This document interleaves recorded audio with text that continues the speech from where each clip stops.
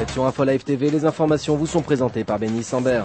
La présence du président iranien Mahmoud Ahmadinejad aux États-Unis en marge de la 62e session annuelle de l'ONU fait couler beaucoup d'encre ces derniers jours. Reçu dans un concert de protestation lundi à la prestigieuse université Columbia, Ahmadinejad a tenu des propos particulièrement controversés qui ont provoqué un véritable tollé. Le président iranien a entre autres douté de l'existence de la Shoah et s'est attaqué comme à son accoutumée à l'État d'Israël. L'information est de taille, la banque Hapoalim, l'un des plus importants établissements financiers et bancaires d'Israël, a annoncé qu'à la suite de la décision gouvernementale de considérer la bande de Gaza comme une entité hostile, toutes transactions avec les banques de Gaza seront interrompues.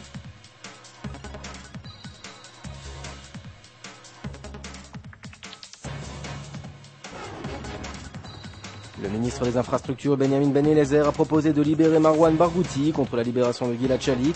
Barghouti, considéré comme l'un des principaux leaders du peuple palestinien, purge une peine de prison en Israël pour avoir participé à plusieurs attaques terroristes pendant la seconde intifada. Les déclarations de Ben Eliezer interviennent quelques jours après la décision du gouvernement israélien de libérer 87 prisonniers palestiniens. Au Liban, les élections présidentielles ont été ajournées au 23 octobre. La réunion du Parlement, qui devait avoir lieu ce mardi et devait désigner un successeur à Émile Lahoud, a été en effet boycottée par le Hezbollah et les formations pro-syriennes. Rappelons qu'un député chrétien, Antoine Ganem, a été assassiné la semaine dernière dans le sud de Beyrouth.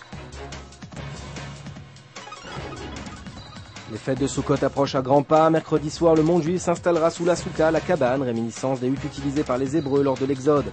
4 espèces de plantes seront utilisées, la branche de palmier de saule, la myrte et le cédra. Votre programme sur InfoLive TV, c'est un reportage sur les préparations en vue des fêtes de Sukkot. Et puis retrouvez les réactions du président Shimon Peres au propos du président iranien à New York. La suite en information sur InfoLive TV.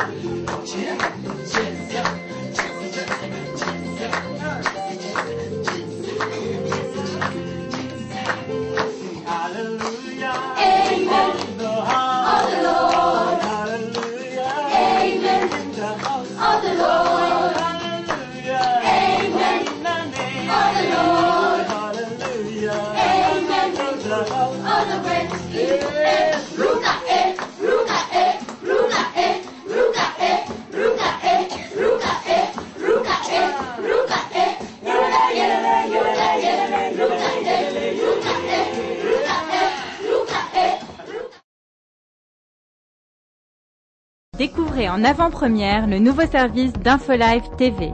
Recevez gratuitement chaque jour, en vidéo, les informations d'Israël et du Proche-Orient sur votre mobile. Pour vous abonner, entrez sur notre site www.infolive.tv et cliquez sur la bannière Service téléphone mobile.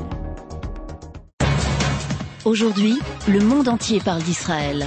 Mais qui parle d'Israël au monde entier, en temps réel, en 4 langues et en direct de Jérusalem? InfoLive.tv, la première chaîne de télévision internationale israélienne. 24 heures sur 24, 7 jours sur 7, suivez de l'intérieur l'actualité d'Israël et du Moyen-Orient. Des reportages, des interviews, un grand journal et des flash infos en images dès que l'actualité l'exige. InfoLive.tv, votre regard direct et vrai sur l'actualité d'Israël. Retrouvez InfoLive sur internet www.infolive.tv.